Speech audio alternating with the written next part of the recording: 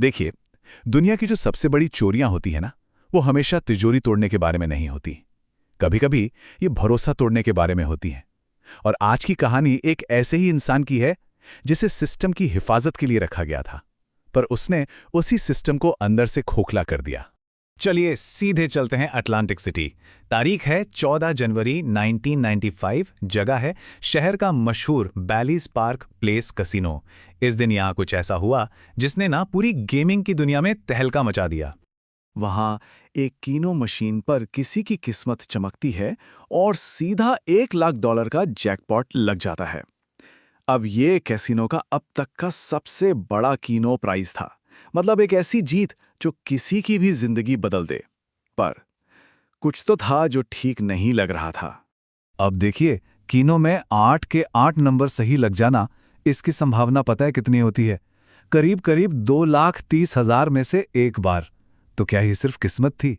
Casino के staff को तो ऐसा बिल्कुल नहीं लगा, खासकर जब जीतने वाले के चेहरे पर ना कोई खुशी थी ना कोई हैरानी। बस यहीं से शक की सुई घूमने लगी। तो सबसे पहला सवाल यही उठता है कि आखिर ऐसा क्या था इस जीत में कि कसिनो स्टाफ के कान तुरंत खड़े हो गए? क्यों ये जैकपॉट उन्हें इतना नामुमकिन सा लगा? चलिए समझते हैं। जरा सोचिए, एक आदमी आता है, सिर्फ $100 लगाता है और पलक झपकते ही जैकपॉट जीत जाता है। और उसके चेहरे पर कोई भाव ही नहीं, न खुशी न हैरानी, जैसे उसे तो पहले से ही सब पता था। और तो और, जब उससे आईडी मांगी गई तो वो घबराने लगा। उसकी बताई कहानी भी उसके सफर के डिटेल से मेल नहीं खा रही थी। मतलब साफ था, ये किस्मत का खेल नहीं बल्कि एक सोची समझी साजिश लग रही थी।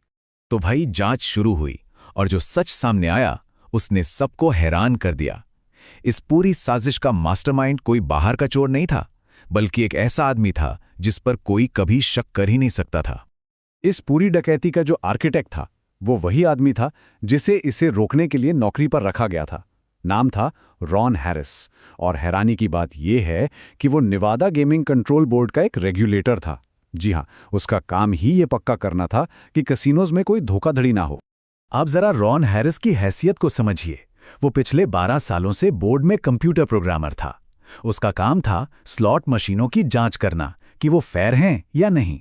मतलब उसके पास हर मशीन के सोर्स कोड, उसके दिमाग यानी EEPROM चिप और उन सभी टूल्स तक पूरी पहुंच थी जिनसे इन मशीनों की जांच होती थी। और सबसे बड़ी बात, ये सब बिना किसी की निगरानी के होता था। और बस यहीं पर हैरिस को सिस्टम की सबसे बड़ी कमजोरी नजर आ गई। पूरा का पूरा इंडस्ट्री, पूरा सिस्टम सिर्फ एक चीज पर टिका था, और वो था एक आदमी पर अंधा भरोसा। इस भरोसे पर कि हैरिस की कुर्सी पर बैठा आदमी हमेशा ईमानदार रहेगा। पर हैरिस जानता था कि यह भरोसा कितना खोखला है। तो सवाल ये उठता है कि हैरिस ने यह किया कैसे? आखिर क्या था उसका तरीका? चलिए उसके पहले तरीके को समझते हैं, जो था स्लॉट मशीनों को अंदर से ही बदल देना।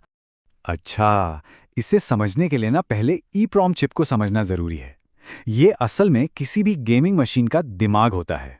खेल कैसे चलेगा, कब पैसे मिलेंगे, सब कुछ इसी चिप में प्रोग्राम किया होता है। और हैरिस का पूरा खेल इसी छोटी सी चिप पे टिका था। हैरिस का तरीका वाकई बहुत शातिर था। देखिए वो क्या करता था, वो असली चिप से कोड कॉपी करता, फिर उसमें अपना एक खुफिया ट्रिगर प्रोग्राम डाल देता। ये ट्रिगर एक खास तरीके से सिक्के डालने और बटन दबाने पर ही एक्टिवेट होता था और जैकपॉट दे देता था। इसके बाद वो चिप के डिजिटल सिग्नेचर, जिसे चेकसम कहते हैं, उसकी भी नकल कर लेता। ये चेकसम एक तरह का डिजिटल फिंगरप्रिंट है जो बताता है कि चिप असली है या नहीं। ऐसा करके वो अपनी जाली चिप को भी बिल्कुल असली जैसा दिखा देता, और फिर अपने ऑफिशियल इंस्पेक्शन के दौरान वो चुपके से असली चिप की जगह अपनी बदली हुई चिप लगा देता। पर उसका असली मास्टर स्ट्रोक तो कुछ और ही था। और यही इस हैक की सबसे हैरान करने वाली बात है। हैरिस ने सिर्फ मशीन को ही नहीं, बल्कि बोर्ड के उन टेस्टिंग इक्विपमेंट को भी हैक कर लिया था जिनसे मशीनों की जांच होती थी। मतलब जो सिस्टम उसे पकड़ने के लिए बनाया गया था, वही सिस्टम उसकी करप्टेड चिप्स को सही बता रहा था। सोचिए जरा। लेकिन इस पूरे प्लान में एक बड़ी दिक्कत थी। हैरिस को तो नेवादा के हर कैसीनो में बच्चा बच्चा पहचानता था। वो खुद जाकर तो जैकपॉट जीत नहीं सकता था। उसे एक साथी चाहिए था, और उसे यह साथी मिला अपने एक पुराने दोस्त रीड मैकनी के रूप में। अब मैकनी की खासियत यह थी कि उसका कोई क्रिमिनल रिकॉर्ड नहीं था और जुए की दुनिया से उसका दूर दूर तक कोई लेना देना नहीं था। वो कैसीनो की नज़रों में एक बिल्कुल आम आदमी था, और यही बात उसे इस काम के लिए परफेक्ट बनाती थी। तो उनका सिस्टम बड़ा सिंपल लेकिन असरदार था। हैरिस अपनी रूटीन ड्यूटी के दौरान मशीन बदल देता। फिर वो चुपके से मैकनील को बता देता कि कौन सी मशीन है और जैकपॉट के लिए क्या पैटर्न इस्तेमाल करना है। कुछ हफ्तों बाद मैकनील जाता, उस मशीन पर खेलता, ट्रिगर एक्टिवेट करता और जीत जाता। वो लोग जानबूझकर जैकपॉट छोटे रखते थे, 5-10 हज़ार डॉलर तक, ताकि किसी को शक ना हो। और ये सिलसिला 1993 से 1995 तक पूरे 2 साल तक बिना किसी रोक टोक के चलता रहा। अब 2 साल तक छोटे मोटे जैकपॉट जीतने के बाद हैरिस को लगा कि अब कुछ बड़ा करना चाहिए। वो एक ही बार में एक मोटी रकम जीतना चाहता था, और इसके लिए उसने चुना अटलांटिक सिटी का कीनो जैकपॉट। अब ये जो कीनो वाला हैक था ना, ये उसके पुराने तरीकों से बिल्कुल अलग था। देखिए, स्लॉट हैक में उसे फिजिकली मशीन के अंदर चिप बदलनी पड़ती थी, लेकिन कीनो हैक ये तो पूरी तरह से सॉफ्टवेयर पर आधारित था। इसमें किसी मशीन को छूने की भी जरूरत नहीं थी, बस सही वक्त पर सही नंबरों की भविष्यवाणी करनी थी। असल में हैरिस ने किया ये कि उसने अपने घर के कंप्यूटर पर कैसीनो के कीनो सिस्टम का एक डुप्लीकेट प्रोग्राम बना लिया था। ये प्रोग्राम बिल्कुल असली मशीन की तरह ही काम करता था। इसकी मदद से वो ये कैलकुलेट कर सकता था कि मशीन अगले ड्रॉ में कौन से नंबर निकालने वाली है। मतलब उसने किस्मत के खेल को एक तरह से गणित के सवाल में बदल दिया था। लेकिन कहते हैं ना, लालच बुरी बला है। यही बड़ा दाव उसकी सबसे बड़ी गलती साबित हुआ। कीनो जैकपॉट जीतने के बाद जो शक पैदा हुआ, उससे हैरिस का पूरा साम्राज्य ताश के पत्तों की तरह ढह गया। और सब कुछ बहुत तेजी से हुआ। देखिए, जीत के कुछ ही घंटों के अंदर जांच शुरू हो गई। इन्वेस्टिगेटर्स जब हैरिस के होटल के कमरे में पहुंचे तो उन्हें वहां हैकिंग का सारा सामान और हाथ से लिखे नोट्स मिल गए। हैरिस तब तक लास वेगस के लिए निकल चुका था, लेकिन जीत के 24 घंटे से भी कम वक्त में एयरपोर्ट पर उतरते ही उसे गिरफ्तार कर लिया गया।